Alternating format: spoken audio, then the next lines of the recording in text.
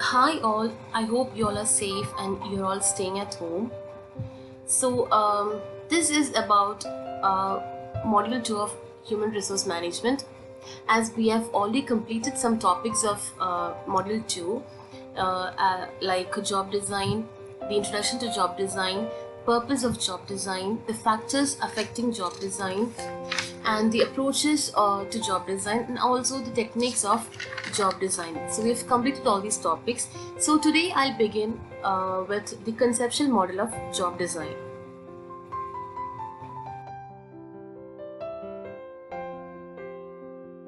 Okay, so here is the conceptual model of job design. So here you can see the figure of the model of a job design.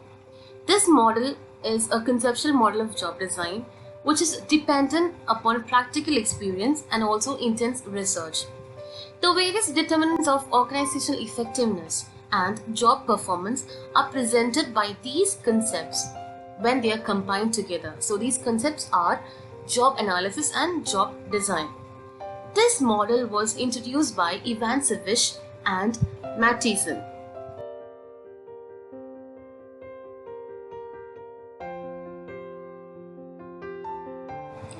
So the conceptual model of job design spoke about mainly two concepts, that is job analysis and job design.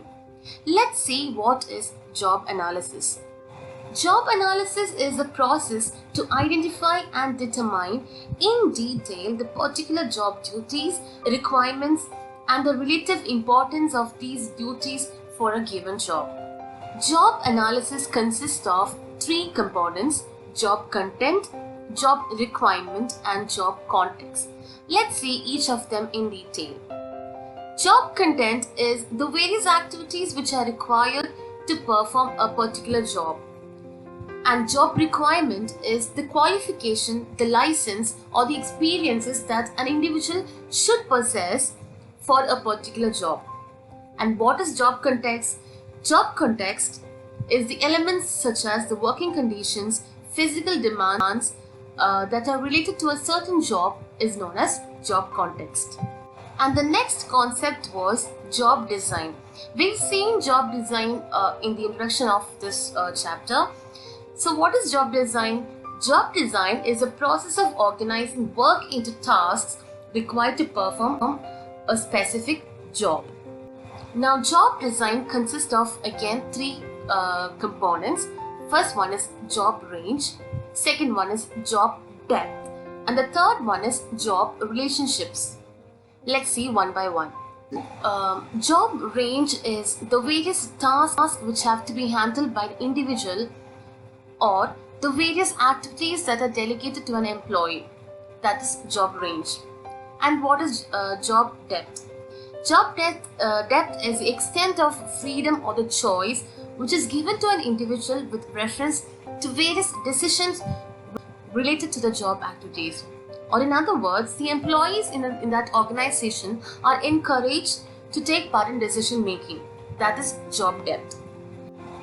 The third one is job relationship. Job relationship is a legal link between the employer and the employees, and it exists when a person performs work under certain conditions in return for a remuneration. So, the decisions of a manager related to the span of control and departmentalization basis forms the base for determining job relationships. Now there's one more topic that you can see in the above, that is job performance. What is job performance? Job performance is an act of doing a job. Therefore, the job performance assesses whether a person performs a job well or he behaves well in an organization.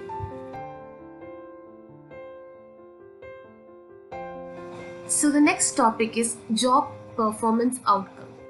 We've seen what is a job performance. Job performance is the act of doing a job. While doing a job, we get certain, that is the organization gets certain outcomes.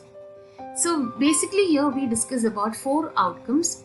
First one is objective outcome, personal behavior outcome, intrinsic and extrinsic outcome, and the fourth one is job satisfaction outcome. Some outcomes have primary significance to the organization, like the objective outcome, whereas some outcomes have significance to the employees, like the job satisfaction outcome. The first outcome is the objective outcome. The basic objective of any organization is to attain profit. In order to attain profit, they'll have to manage their human resource well. That is, they have to retain their employees. So, the objective outcome can be measured in quantitative terms, and they are the quality and the quantity of absenteeism, turnover, tardiness, and output. For each of these objectives, there are both explicit and implicit standards. The second outcome is the personal behavior outcome. The personal behavior outcome of the employees is discussed here.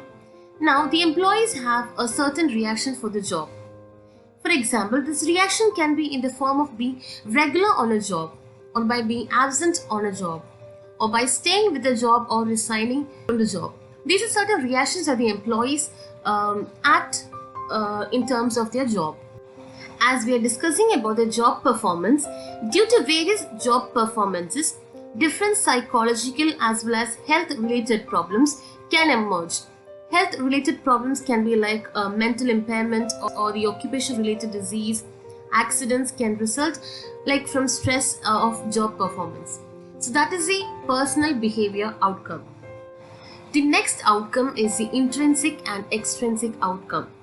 Let's see what is an intrinsic outcome. Any object or event which results from the efforts of the employees and without any involvement from any other individual will be termed as intrinsic outcome. That means all those outcomes that result solely from the individual himself or herself and without any help from any other external sources or any other individual is intrinsic outcome. In very simple words, intrinsic outcomes emerge precisely from the involvement of the employees only. Certain job traits such as autonomy, variety, significance and identity cause intrinsic outcomes, which involve feelings of challenges, responsibilities and recognitions. Now, what is an extrinsic outcome? The object or event that results from the efforts of the employees along with various other factors or individuals who are not associated with the job directly is regarded as extrinsic outcome. Like, in other words, all those outcomes that result from an employee with the help or the involvement of other individuals or other external sources can be termed as extrinsic outcome. Various objects in the work that form job outcomes but are not an essential part of jobs, such as working conditions, pay, co-workers and supervision. The last outcome of job performance outcome is the job satisfaction outcome. This is actually the continuation of the previous outcome, that is the intrinsic and extrinsic outcome. The levels of intrinsic and extrinsic outcomes determine the job satisfaction and perception of the employees regarding the job. Job satisfaction is something what is required in every employees. Now, different individuals hold different values for these outcomes. Responsible and challenging work may be taken as neutral or negative by some employees, depending on their education and experience with work, which provides intrinsic outcomes. On the other hand, a positive intrinsic outcome can be achieved by some people from these types of job.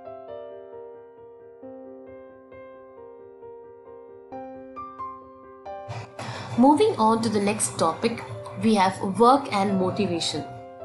Now, motivation is a topic which you've already learned in both the trimesters, T1 and T2. You can also see certain concepts and theories of motivation in your human resource management textbook also. And as you've already learned in organization behavior, I'm not taking that topic and I request you to please go through all those topics. Now, let's begin. What is motivation actually? Motivation is a word which is derived from the word motive, which means needs, desires, wants, or drives within the individual. What is work motivation? Work motivation is actually a set of energetic forces that originate both within as well as beyond an individual's being to initiate work-related behavior. Now, lack of motivation at work leads to less productivity and unhappiness while working. Monotony, lack of appreciation, less remuneration are some of the causes of lack of motivation at workplace.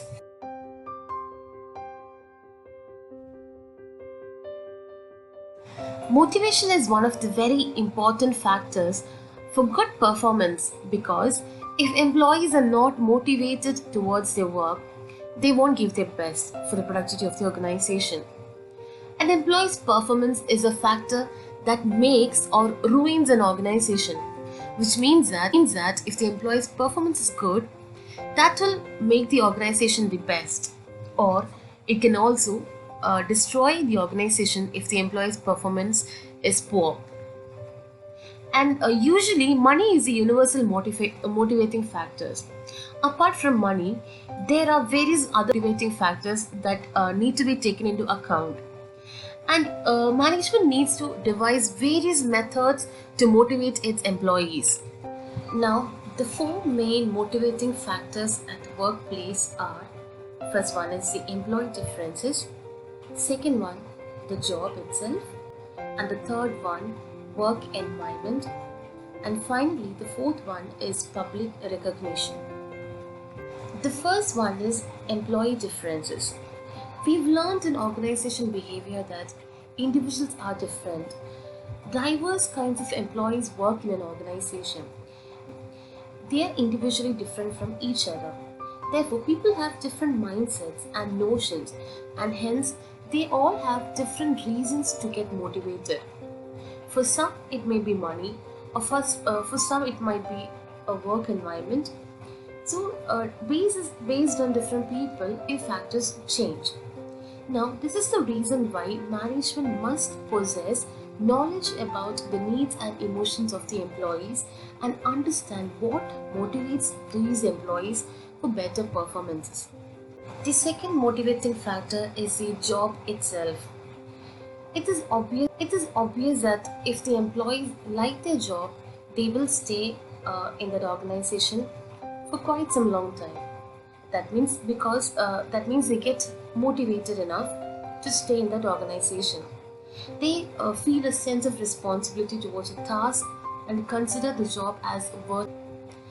Therefore, what happens is the employee's performance improves as soon as they start taking responsibility of the actions and work hard to deliver results. Third motivating factor is the work environment. The basic necessity for any organization is a proper and a comfortable work environment. Thus, work environment plays a very crucial role in attracting excellent workforce and retaining them. When the work environment is improved, employees work or remain with the organization for longer durations, and thus employees' performance bears a negative impact if they believe that they are not treated fairly. The fourth and the final motivating factor is the public recognition. Who doesn't like to be recognized for the work that they have done? Similarly, the employees are also human beings, so they would obviously like to be appreciated and appraised by their superiors when they perform well. We have seen in newspapers that certain companies they post pictures of the best employee of the week or best employee of the month or best employee of the year. So this is one of the way in which companies motivate their employees. Now this motivates employees to improve their performance further, as appreciation is an effective motivator for every employee.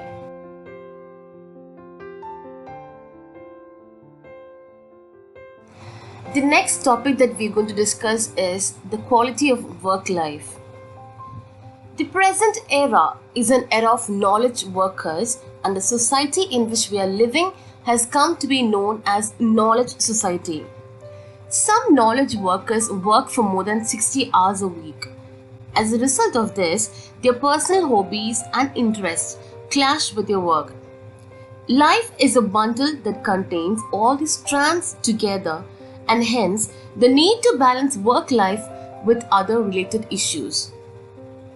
One must have both love and work in one's life to make it healthy. Gone are the days when the priority of employees used to be for physical and material needs. With the increasing shift of the economy towards knowledge economy, the meaning and quality of work life has undergone a drastic change. An individual's point of view about the work experience is known as the quality of work life. Actually, there is no one meaning for quality of life, as perceptions and understanding varies from one person to another. Many employees consider quality of work life as higher degree of workers' collaboration in organizational decision-making process, while others, especially supervisors and managers, consider it as an increase in productivity through developments in psychological aspects of work. Now, the quality of work life refers to the favorableness or unfavorableness of a job environment for the people working in an organization. According to the American Society of Training and Development, quality of work life is a process of work organizations which enable its members at all levels to actively participate in shaping the organization's environment, methods, and outcome. This value-based process is aimed towards meeting the twin goals of enhanced effectiveness of organizations and improved quality of life at work for the employees. You can find many other definitions in your textbook. The concept of quality of life involves four major aspects. The first one is safe work environment. Second one, occupational health care. Third one is suitable working time. And the fourth one, appropriate salary. The safe work environment provides the basis for a person to be happy at work. The work should not pose a health hazard for the person. The employer and the employees are aware of their risks and rights and could achieve a lot for the mutual benefit. The working time has been indicated by the state according to the legislation, and also a proper remuneration should be provided for each and every employee working in that organization.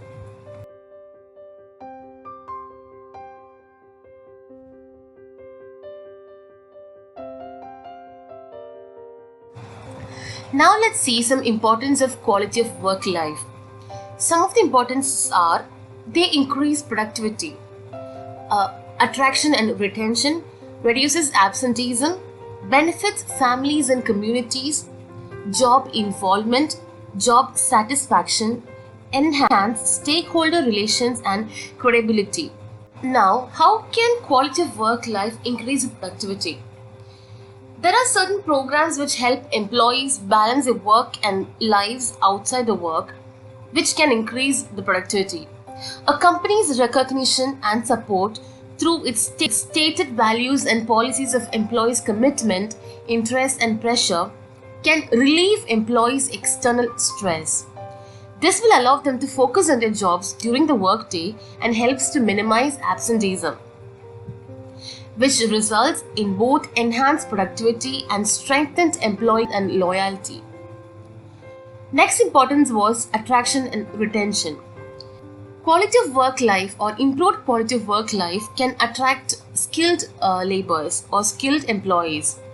Work-life strategies have become a means of attracting new skilled employees and keeping existing ones satisfied.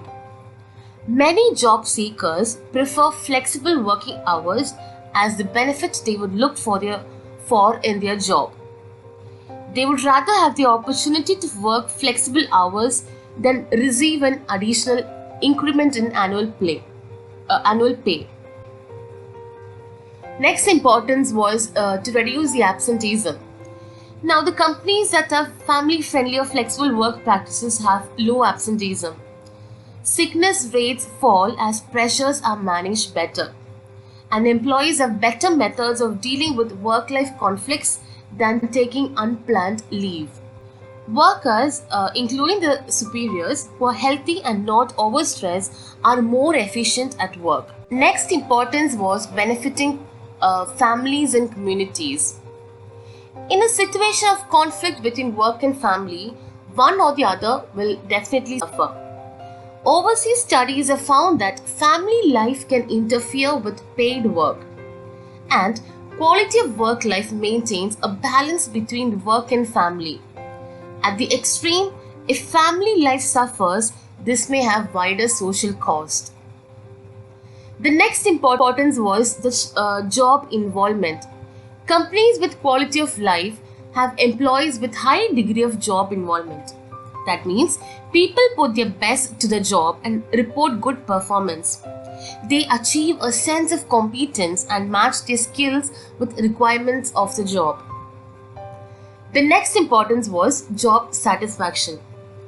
Job involvement leads to job commitment and job satisfaction.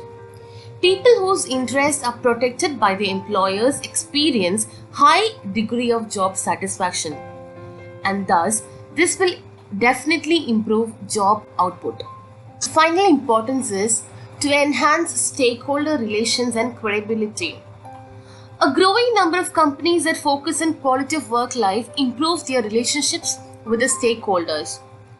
They can communicate their views, policies, and performance on complex social issues and interest among the key stakeholders like the consumers, the suppliers, employees, etc.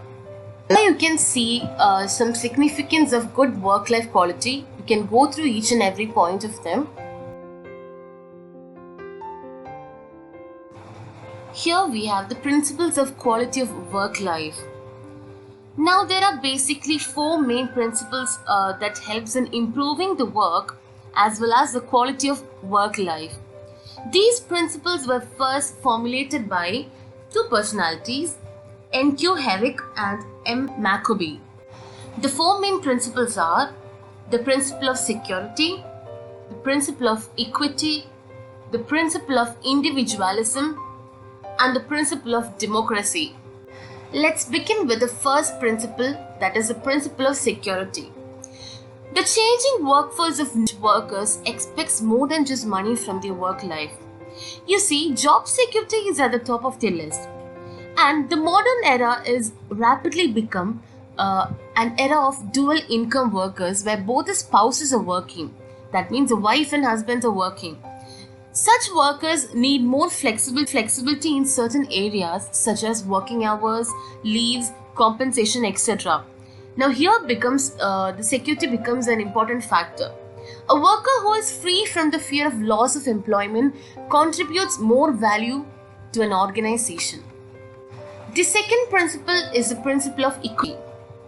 You see, in law, the principle of equity states that there should be no distinction or discrimination among the workers, management and workers, which means that all workers, that means the managers or the superiors or the lower level employees should be treated equally, and there should be a fair reward for all of them. The profit of the business should be shared between the owners and employees in the ratio of contribution made by each one of them. Next principle is the principle of individualism. Individuality refers to freedom and autonomy allowed to workers in deciding their own pace of work, the methodology, and designing a sequence of operations of the job. The principle of individualism suggests that every worker should be given a chance so that they can enhance their behavior and capabilities. For improving the work and quality of work life, it is also essential that workers are allowed to work at their own speed and to plan and prioritize their activities on their own. Last principle is the principle of democracy. This principle implies that there should be a democratic environment at the workplace. The employers should enjoy certain rights such as right to personal privacy, freedom of speech, etc. Workers' participation in management is an indication of democratic setup of an organization. Now the next topic is the techniques for improving quality of work life, or the approaches for improving quality of work life. Now, to improve the quality of work life, various individual and organized efforts are needed. And some of the techniques through which quality of life can be developed are mentioned below. They are job redesign, administrative justice, career development, autonomous work groups, flexible work schedule, participative management, and job security. Some additional points are mentioned in your textbook. You can go through all of them. Now, let's begin with job redesign. Narrow jobs need to be combined into large units of accomplishment. Jobs should be redesigned to enrich them. And job enrichment helps to satisfy higher order needs by providing interesting, stimulating, and challenging work. The next technique is career development. Opportunity for career advancement and growth, personality, improve commitment, career planning, counseling, second careers, etc. They help to meet expectations of achievement employees. The next technique is autonomous work groups.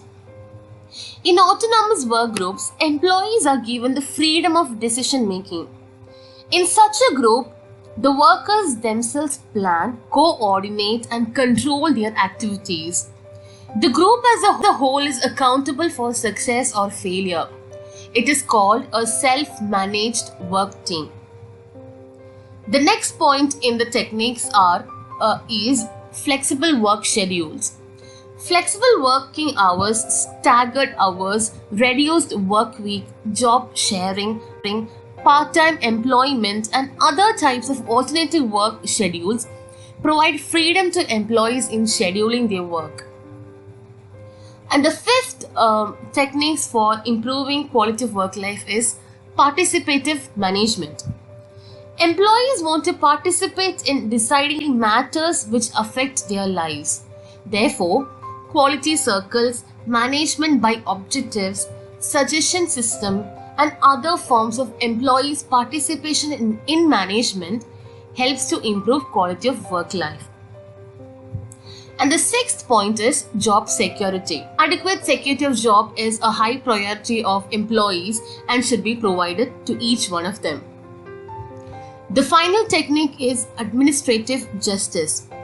The principles of justice, fair and quality should be applied in disciplinary procedures, grievance procedures, promotions, transfer, work assignment, leaves, etc.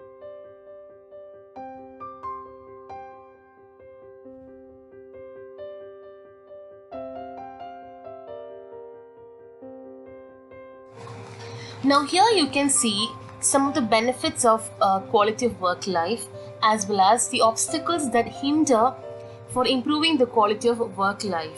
You can go through each and every point. You can find it in your textbook as well. Now we've come to the end of quality of work life topic.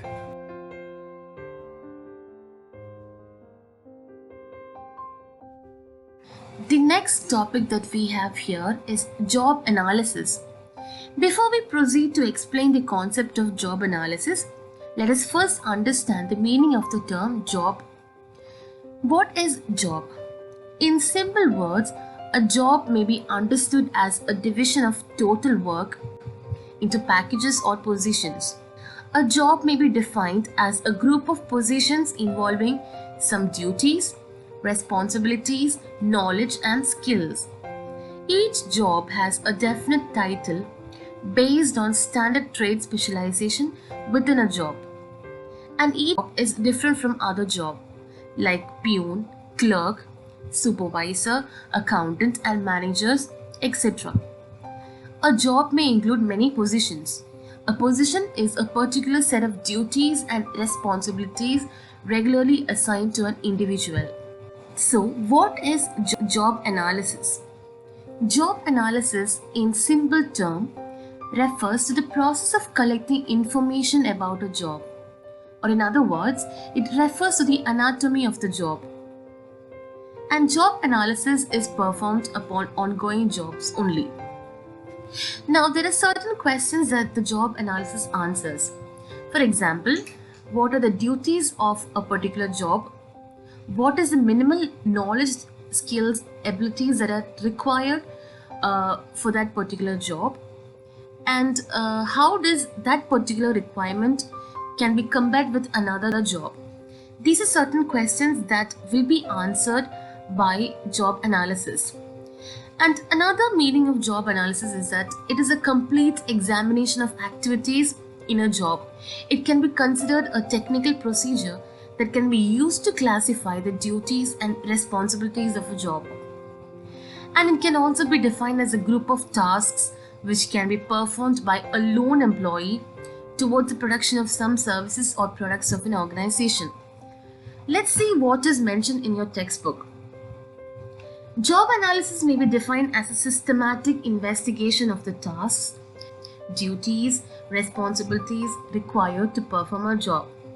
It is also mentioned that job analysis refers to a complete and organized study of jobs to understand the characteristics of people to be hired for vacant position in an organization.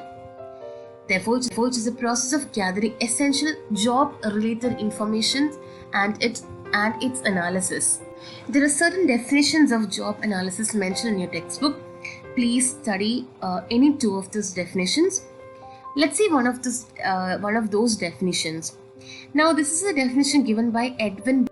According to Edwin B. Flippo, job analysis is a process of studying and collecting information relating to the operations and responsibilities of a specific job.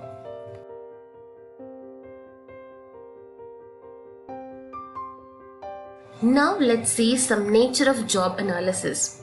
The first nature is organized way of collecting and analyzing information about a job.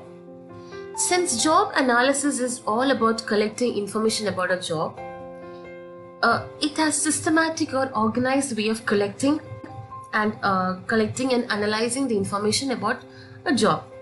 The fundamental element of human resource management is job analysis, which is an organized manner of collecting and analyzing the information relating to the job content or context, etc. The next nature is job creation.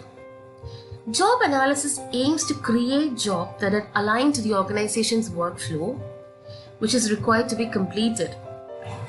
Job analysis has a proper system to collect information regarding a particular job, and these informations are used to create job descriptions and job specifications.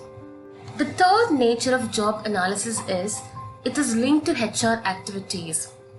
Now, there is a link between job analysis and certain HR activities like planning, recruiting, selection, compensation, training, employee performance appraisal. They all are linked together. Job analysis can be used to identify various job factors and duties which contribute to health and safety issues at work. Therefore, job analysis is a critical factor which affects labor management relations.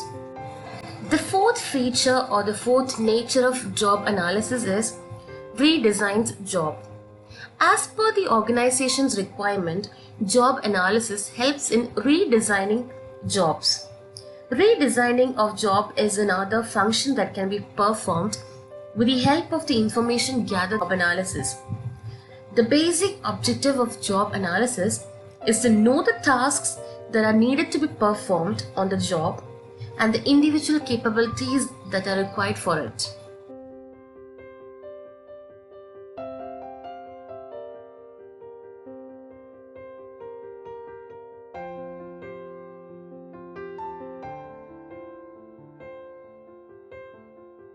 Here are some purposes and use of job analysis. You can go through each and every point. It's simple, and I've mentioned only certain points here. And in your textbook, you can find about 13 points. So please go through each and every point. Now let's learn about the process of job analysis. So basically there are four main steps in the process of job analysis. First one is determination and of uses of job analysis. Second one is strategic choices in job analysis. Third one is information collection. And the fourth one is information processing. And there are two outputs after the information is processed, which is job description and job specification.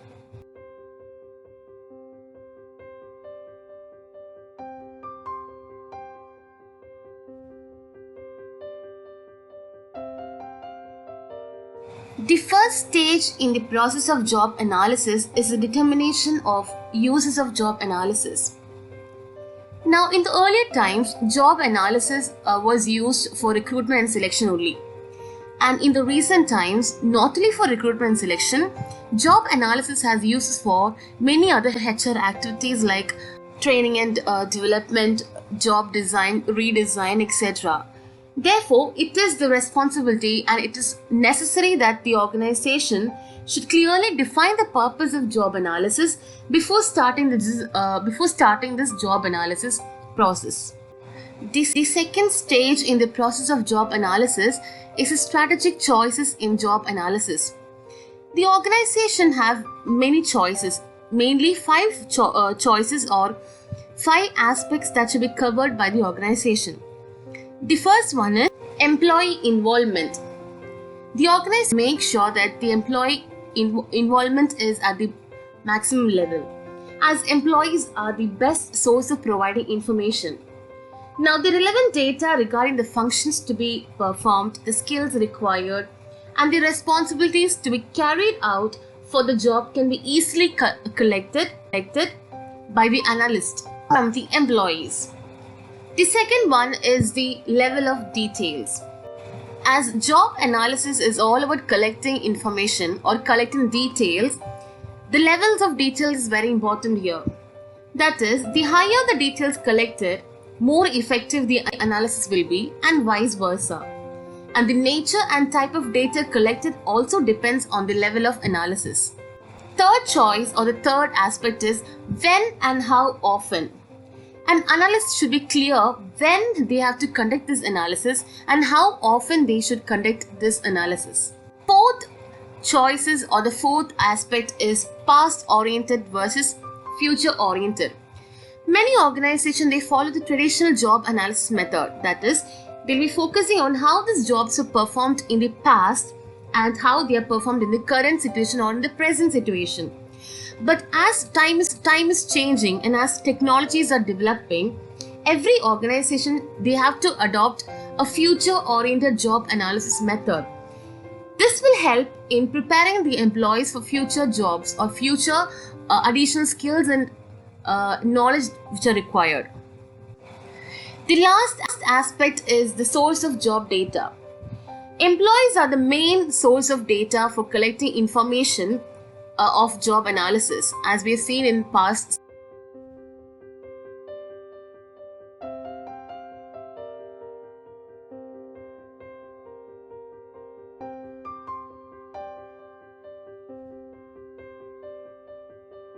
Once the purpose of job analysis is determined and those aspects are covered by the organization, the next stage or the third stage in the process of job analysis is the information collection. Now, as we all know that the information is collected from the employees or the workers. Now, these steps include certain aspects that should be covered by collecting data. The first one is the types of job analysis information. There are many types of information that has to be collected from job analysis. Now, these information collected should be relevant and should recognize the functions to be performed, the duties to be carried out, the equipments that must be used, and other job-related issues, so that the process of job analysis can be made successful. Second aspect is the persons involved in information collections. There are many persons involved while collecting the information regarding job analysis. Now, the person who is responsible for collecting data can either collect the data from a senior employee or an experienced job analyst or an employee who has good experience in that particular job. And the third aspect is the method for collection of data. There are many methods of data collection we have learned before in some of the topics. The techniques used for data collection and job analysis are interviews, observations, questionnaire, etc. The last stage in the process of job analysis is the information processing. As we all know that once the data is collected, once the information is collected, these data are processed. Now, information processing here has a result, that is, we get two output. The two outputs are job descriptions and job specification. After data collection, the information is processed in order to make it useful to HR functions, and thus we get two results or two output, which is job descriptions and job specifications. We shall learn about job description and specification later in the chapter.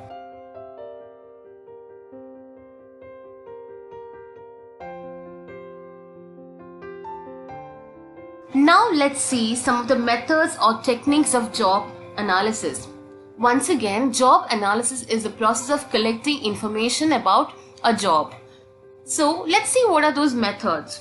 Here we have certain methods mentioned here: questionnaire, interview, observation, checklist, technical conference, self-recording of diary, critical incident. You can find many other points and you can go through each of them. I'm here discussing only these mentioned points here. First method is questionnaire. In this method, the employee is given a structured question to fill in, which are then returned to the supervisors.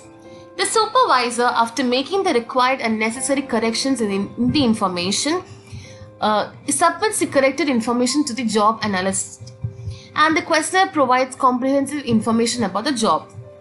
Now, the information so obtained can be quantified and processed with the help of a computer. And this, the greatest advantage of the question method is that it enables the analyst to cover a large number of job holders in the shortest possible time. However, the method suffers from certain shortcomings as well, which is that this method is actually very timing and difficult. But even though clerical workers use this method on a large scale. This method is the checklist. The checklist method of job data collection differs from the question method in the sense that it contains a few subjective questions in the form of yes or no options. The job holder is asked to tick the questions that are related to his or her job. A checklist can be prepared on the basis of job information obtained from various sources such as supervisors, industrial engineers, and other people who are familiar with that particular job.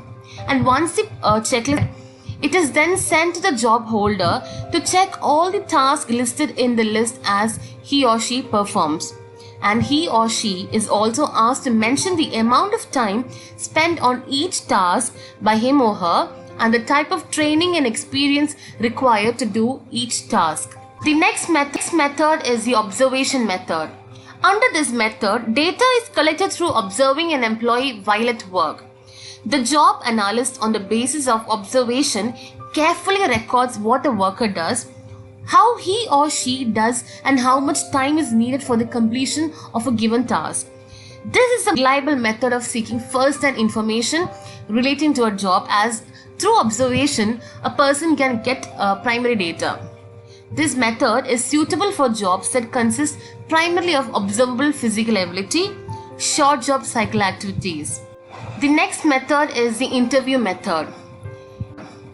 In the interview method, the job analyst directly interviews a job holder through a structured interview form to elicit information about the job. This method is found suitable particularly for jobs wherein direct observation is not feasible. By way of directly talking to the job holder, the interviewer job analyst may extract meaningful information from the job holder about his or her job. However, the interview method is both time consuming and as well as costly also. The next method is the technical conference method. In this method, a conference is organized for the supervisors who possess extensive knowledge about the job. They deliberate on various aspects of the job. The job analyst obtains job information from the discussions held among these expert or supervisors. The method consumes less amount of time. However, drawback of this method is that it lacks accuracy and authenticity, as the actual job holders are not involved in collecting job information. Next method is self-recording of a diary.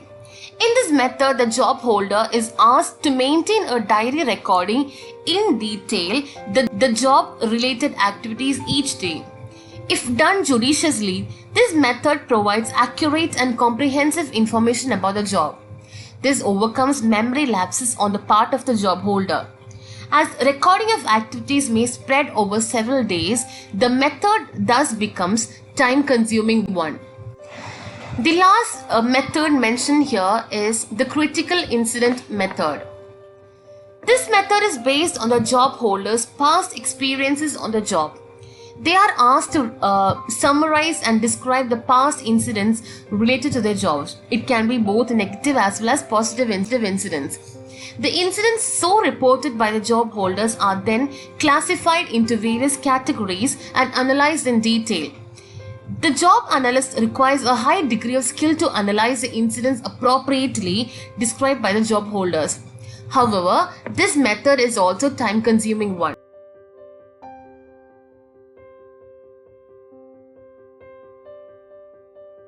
Moving on, we have the result of job analysis. We have seen that in the process of job analysis, we get two output or two results. That is job description and job specification. The first output that we receive once we do a job analysis is job description. A job description is a written narrative which describes the general tasks or other related duties and responsibilities of a position. It is a written statement that answers several questions such as what does the job holder do, how this job is done, under which circumstances it is done, and the most important one, why it is done. It gives information about the job like job content and working conditions, etc. And usually, as I've told, since it is narrative, it is descriptive in nature. Now, there are two definitions given in your textbook. One is from Robert Kreitner and the another one is from Swansberg. Let's see what Robert Kreitner says about job description. Job description is a concise document that outlines the role expectations and skill requirements for a specific job. What Swansberg says, a job description is a contract that should include the job's functions and obligations and tell the incumbent to whom he or she is responsible.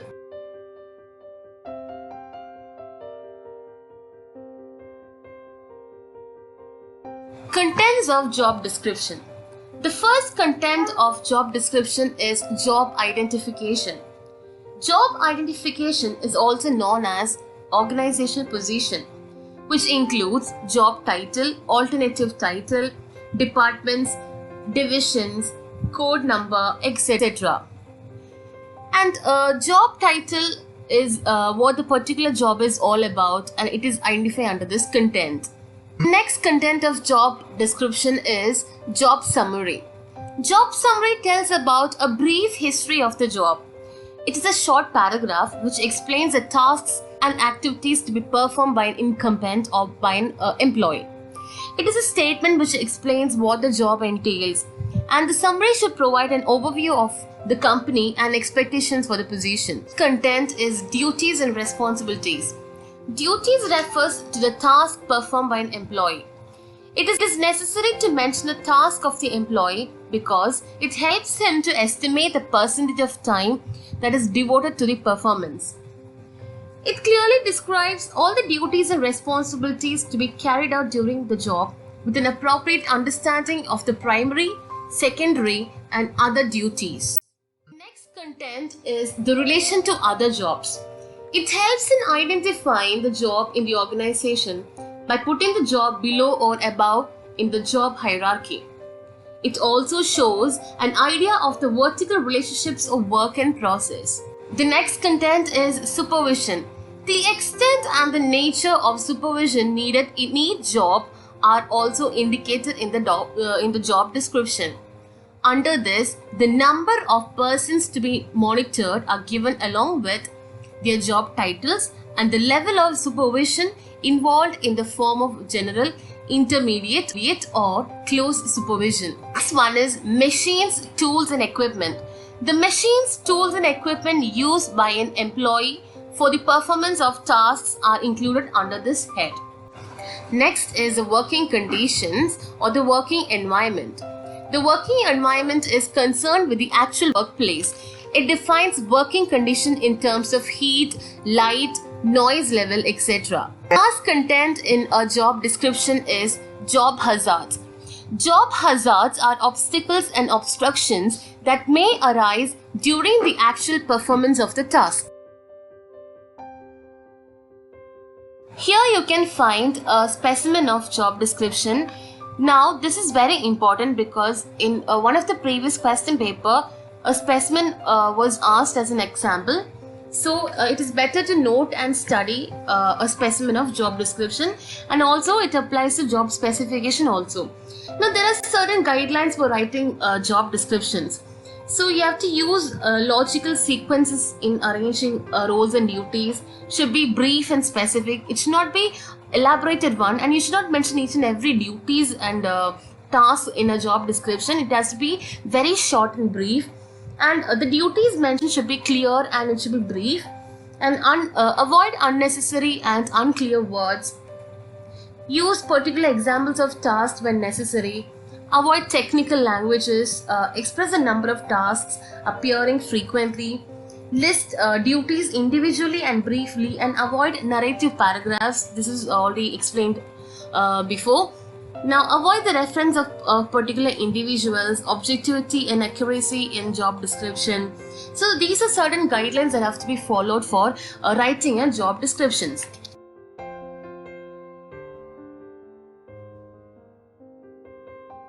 So we are done with job description. You can find some uses of job description in your textbook. Please go through them.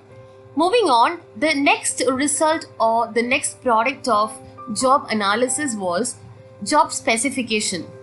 So what is job specification?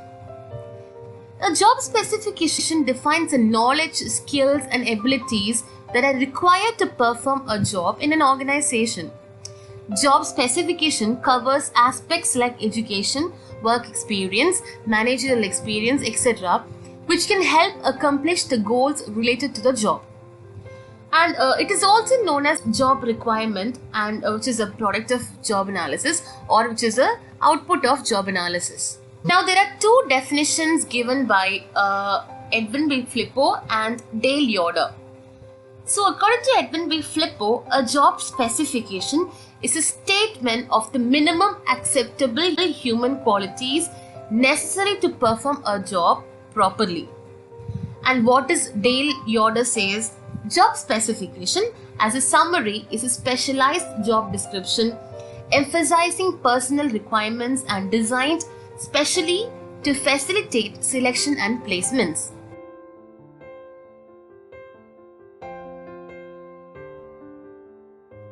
Now let's see the contents of job specification. That means what all does this job specification contains, or the components of job specification. So the first one is educational qualification. This parameter gives an insight on how qualified a certain individual is. It covers a basic school education, graduation, master degree, other certifications, etc.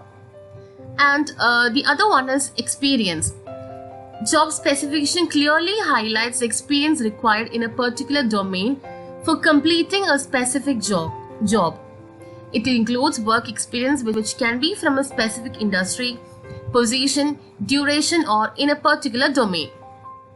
The third component is skills and knowledge. This is an important parameter in job specification, especially with knowledge and skill-based profiles.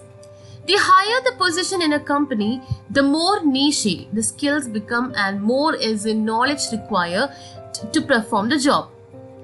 Skills like leadership, communication management, time management, team management, etc. are mentioned in job specification. And the fourth one is personality traits and characteristics. The way in which a person behaves in a particular situation, handles complex problems, generic behavior, etc., are all covered in the characteristics of a job description. It also covers the emotional intelligence of a person, that is, how strong or weak a person is emotionally. Here is a specimen of job specification. You can go through the contents or the components inside this job specification. We have followed some certain guidelines while writing a job description. So same guidelines are also applicable here. Now you can find some differences between job specification, job description. So which is mentioned in your textbook. You can go through them and please study them.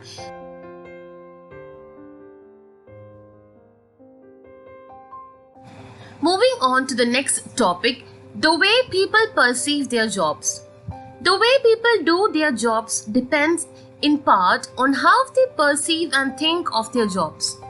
Even though Taylor proposed that the way to improve work, that is to make it more efficient, is to determine the first one, the best way to do a task, which is motion study, and the second one, the standard time for completion of the task, which is time study. The actual performance of a job goes beyond its technical description. The belief that job design can be based solely on technical data ignores the very large role played by the individual who performs the job. Individuals differ profoundly. They come to work with different backgrounds, needs, and motivations. Once on the job, they experience a social setting in which the work is performed in unique ways. It's not surprising to find that different individuals perceive jobs differently. Perceived job content refers to characteristics of a job that define its general nature as perceived by the job holder. We must distinguish between a job's objective property and its subjective properties as reflected in the perceptions of people who perform it. Managers can't understand the cause of job performance without considering individual differences such as personality, needs, span of attention, nor can managers understand the cause of job performance without considering the social setting in which the job is performed.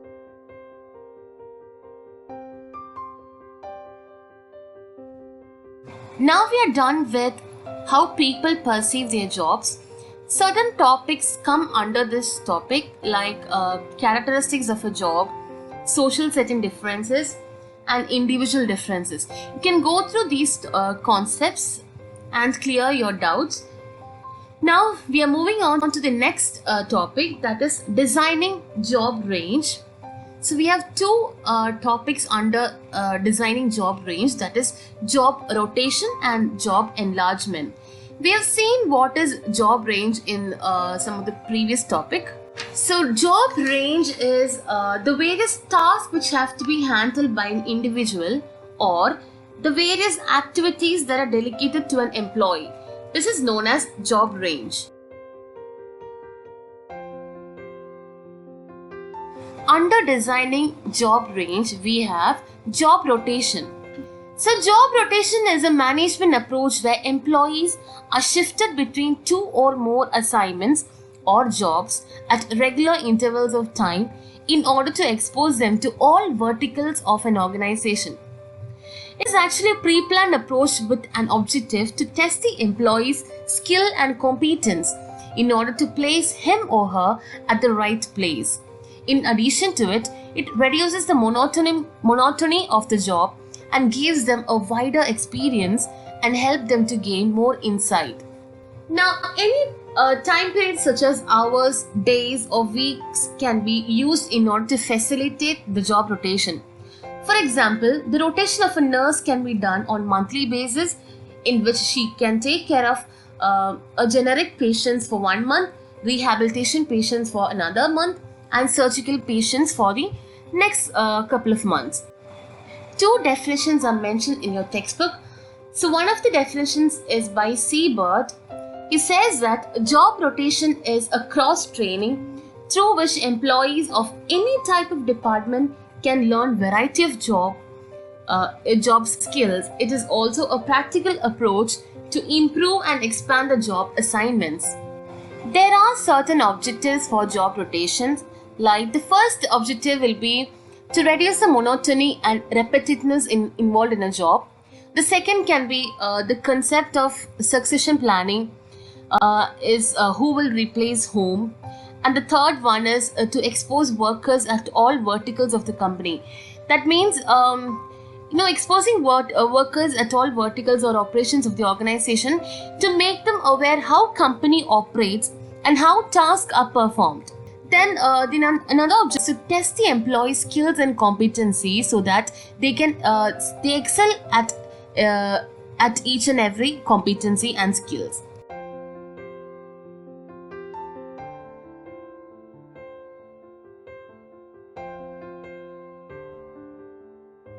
What are the needs of job rotation? Here are 4 needs mentioned here. The first one is employee development. As job rotation will enable an employee to develop the skills and knowledge. So, job rotation is one of the methods that can use for the employee's development. Like it helps in creating an opportunity to develop the skills in different jobs. The second need is to gain competitive advantage. Having multi-skilled employees in an organization is a competitive advantage that one organization can have with respect to another organization. So, competitive advantage over the competitors can be obtained with the help of job rotation by the organization. The next need is in designing job. Now, job rotation helps in job designing. Why the organization goes for designing a job or redesigning a job is because when an employee gets bored or fatigued of doing the same task over and over again, job rotation comes in hand here. So once a job rotation is there, the employees can shift from one job to another, which will result in getting rid of the boredom. The fourth need is career development. When we compare the employees who does not have job rotation, a greater experience is achieved by those employees who have the chance of job rotation. Therefore, job rotation can be treated as an effective method of career development.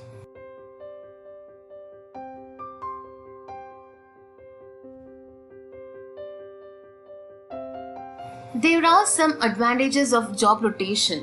First one is it helps in finding out the hidden talent. So since job rotation is all about shifting employees from one job to another, job rotation will help in finding out the hidden talents among the employees. The second one is it helps in identifying the interests of the employees. When the employees work on a certain job, they are not able to identify the interest. But if they are exposed to different situations and when the jobs are rotated, the interests of the employees can be identified. The third one is KSA, that is the knowledge, skills and attitude. The KSA can be identified using job rotation. The next advantage is that it helps to motivate the employees so that they can handle new challenges. So when jobs are rotated, they'll get an exposure to another job and they can improve their skills. Thus, they'll feel that they'll feel a sense of belongingness, and this will help to motivate them. The next one is that it helps to improve the satisfaction among the employees. Yes, this is an important factor. When jobs are rotated, the main thing is that they won't feel bored.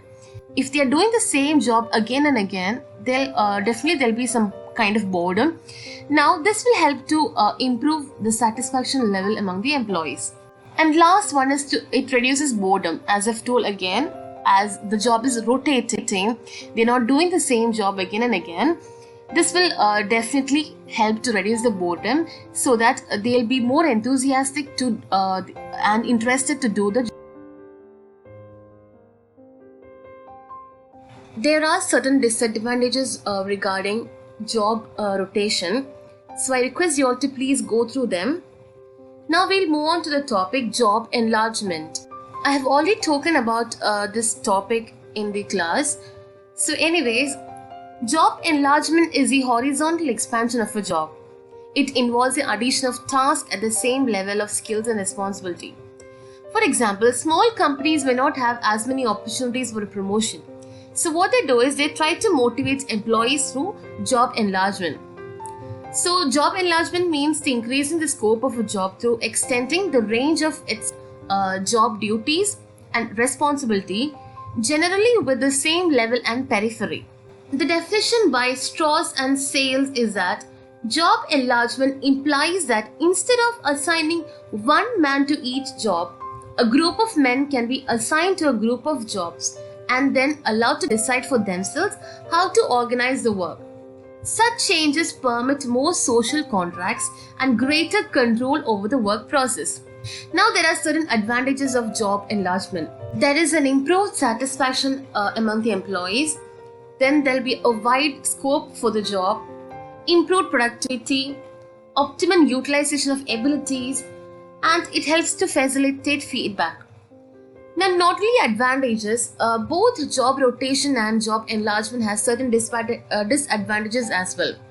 Cost is a main or one of the main important disadvantages that is seen among both of these concepts. And the new system, when the new system is introduced, it can reduce the productivity in short run, and the frustrations can crop up in employees due to increased tasks which do not provide them greater salary. There may be many jobs which are still routine and boring also, despite providing them job enlargement.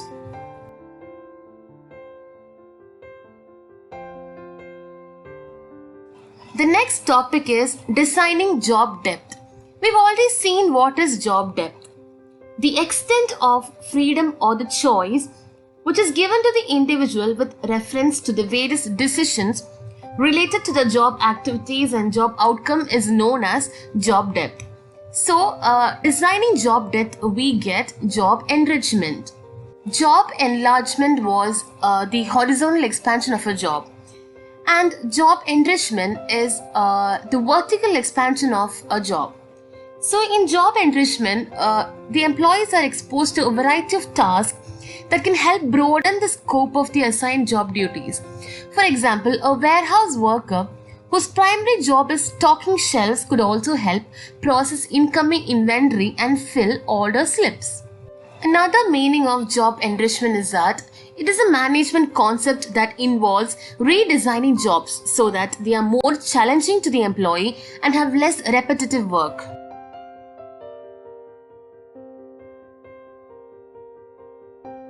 Let's look more into job enrichment. The concept of job enrichment was introduced by Herzberg, which mainly deals with increasing the various elements of the job or increasing the responsibilities, challenges, and scope of the job consciously. It has been seen as one of the methods for motivating employees by focusing on the requirements of challenging and interesting work. According to this concept, in order to facilitate the inherent satisfaction from the performance of the jobs should be redesigned. For motivating employees, Herzberg focused on job enrichment in his two-factor theory. The findings of his work were higher level of satisfaction is accomplished from the employees by those jobs which are enriched, and it results in lower turnover and absenteeism. Greater productivity is obtained from the employees having enriched jobs. Greater skills and talents are possessed by those individuals who are working on enriched jobs. Let's see a definition.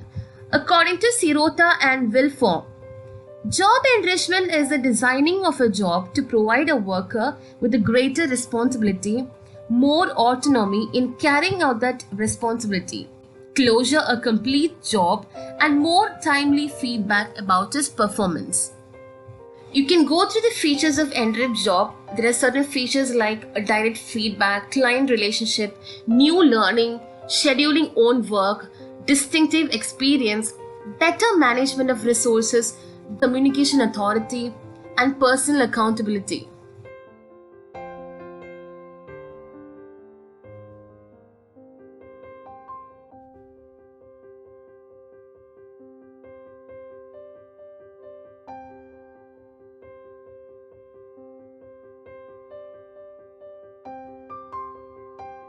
Now let us look at the need for job enrichment. The first need is that it helps in delayering organization. So what is delayering? Delayering is the process of removing layers of hierarchy between the highest and lowest levels in order to boost operational efficiency, which decreases the wage bill and remove red tape. Now, these activities performed by the supervisor earlier are now being conducted by the subordinates as they have improved their skills and competencies.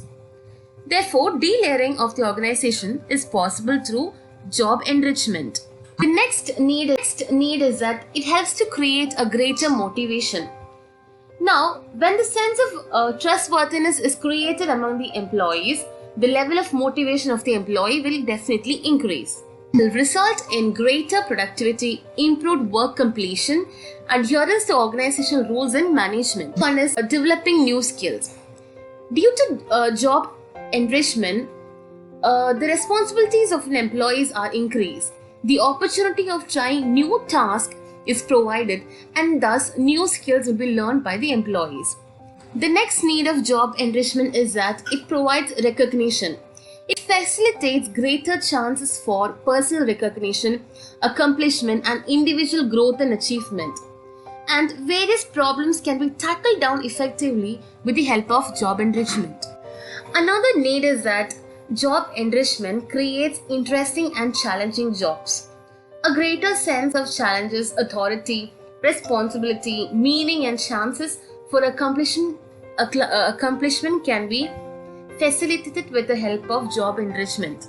Some other needs are lesser boredom, because as the depth of the job is increased, the boredom will be reduced as the employee won't be doing the same task again and again. Then it helps in better decision making, and control turnover and absenteeism is some of the other needs. Now in this chapter you can find techniques of job enrichment, demerits of job enrichment, and certain differences between job enrichment and job enlargement can be found. So please go through them, please read them, and I've skipped some topics. Please don't think that it is not important. It is definitely important. You have to go through each and every topic. Now we've come to the end of this module 2. If you have any kind of doubts or any clarities required, please do text me or do call me. And that's it.